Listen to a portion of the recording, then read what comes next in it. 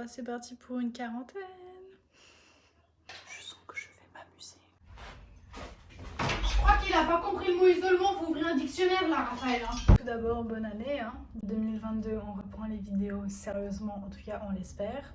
Je suis actuellement confinée, isolée pendant je ne sais combien de jours. Je souligne l'occasion avec un marqueur pour... non, je saisis l'occasion pour faire des vidéos. Comme ça, vous en aurez plus. Croise les doigts pour que cette résolution de confinement tienne, bien évidemment. Aujourd'hui, on parle de troubles alimentaires, on parle de rapports malsains avec l'alimentation, de difficultés alimentaires, mais parler de restrictions et comment lâcher les restrictions alimentaires. Parce que beaucoup de monde se restreint sans forcément s'en rendre compte. Et dans les TCA, on sait qu'on se restreint et on ne sait pas forcément comment arrêter de se restreindre. Donc aujourd'hui, je vais te parler de comment lâcher les restrictions alimentaires. Tout d'abord, il y a 3 restrictions alimentaires. Les restrictions en termes de quantité, que généralement on connaît tous. Alors les restrictions en termes d'horaire, qui est plutôt le jeûne intermittent. Il y a aussi les restrictions en termes de qualité, c'est-à-dire s'interdire de manger un certain type d'aliments. Donc lorsque tu vas choisir, parce que c'est un choix de lâcher les restrictions alimentaires, ça risque d'être compliqué parce que physiquement, tu vas t'autoriser à remanger des choses ou alors tu vas t'autoriser simplement à manger normalement. Et donc physiquement, ça peut être des fois un peu douloureux, tu peux te sentir plus lourd parce que quand tu te restreins, ton estomac il se rapetissit. Et donc quand tu recommences à manger normalement, quand tu manges plus, tu as l'impression d'être directement rempli alors que c'est pas forcément le cas au niveau des calories. C'est-à-dire que tu n'as pas forcément encore assez mangé, mais tu peux avoir mal au ventre. Donc ça peut aussi être difficile psychologiquement parce que c'est difficile de lâcher prise, ça on le sait.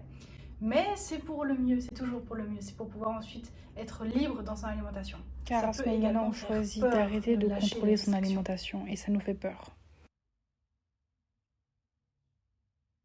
Alors oui, la guérison d'un trouble alimentaire ou alors se libérer d'un rapport malsain avec l'alimentation, c'est pas qu'une question de volonté, mais à un moment il faut faire des choix. Le choix de guérir, le choix de se prendre en main, le choix de maintenant arrêter de se peser, le choix de maintenant arrêter de contrôler son alimentation, le choix de maintenant lâcher les restrictions alimentaires. C'est des choix aussi, certes c'est difficile psychologiquement, c'est-à-dire qu'il y aura un choix, mais psychologiquement ça sera difficile et que ça il faut travailler avec un professionnel. Quand on se restreint depuis longtemps, que c'est devenu une habitude de manger qu'à partir d'une certaine heure, de ne pas manger tel ou tel type d'aliment, quand c'est devenu une habitude de manger moins que la moyenne, c'est difficile d'enlever cette habitude parce qu'on va enlever une habitude qu'il faut remplacer par une autre. En plus, lorsque l'on lâche les restrictions alimentaires, il faut s'être libéré de sa peur de grossir parce que forcément, si tu as l'habitude de manger moins en quantité, tu vas forcément prendre un peu de poids. Mais si tu étais en sous-poids, c'est normal, c'est parce que ton corps,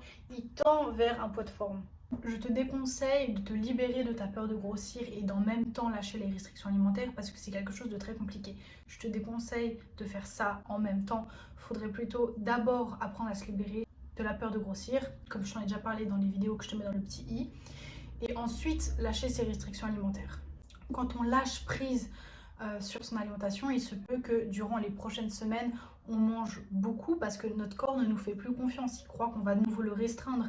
Il est dans un mode restrictif et il croit qu'on va bientôt le restreindre. Et donc il n'a plus confiance en toi et donc il va beaucoup manger pour faire des réserves parce qu'il a peur qu'il y ait une prochaine restriction. Et ça peut durer plusieurs semaines ou plusieurs mois jusqu'à ce que ton corps comprenne que il a abondamment et à durée indéterminée, que les restrictions sont terminées. Cette phase de compulsion ou alors on mange beaucoup, c'est normal, ça fait partie du lâcher-prise. Il faut qu'il apprenne à de nouveau avoir confiance en toi, ton corps. Et ça va se faire en lui donnant ce qu'il a envie quand il a envie.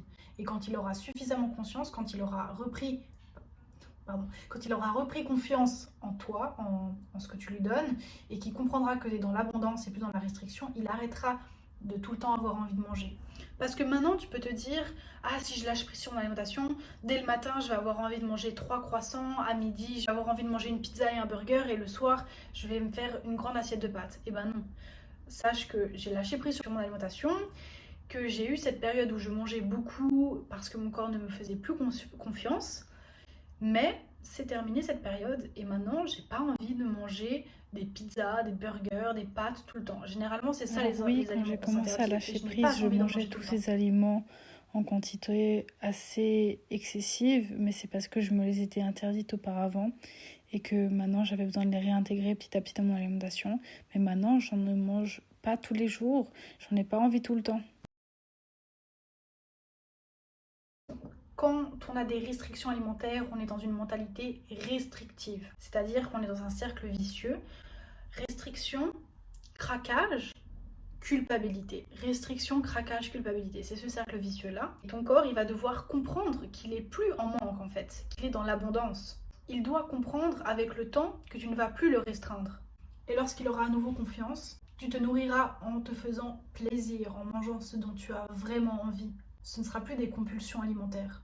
Tu te nourriras en te faisant plaisir, en ayant de la satisfaction et en ne mangeant plus compulsivement. Parce que quand on a des compulsions, des moments où tout de suite il faut manger, manger, manger le plus possible, ce n'est pas une partie de plaisir. Quand tu manges compulsivement, c'est que tu n'as plus aucun contrôle en fait. C'est que tu dois le plus engloutir et tu n'as plus le contrôle, tu n'arrives pas à t'arrêter.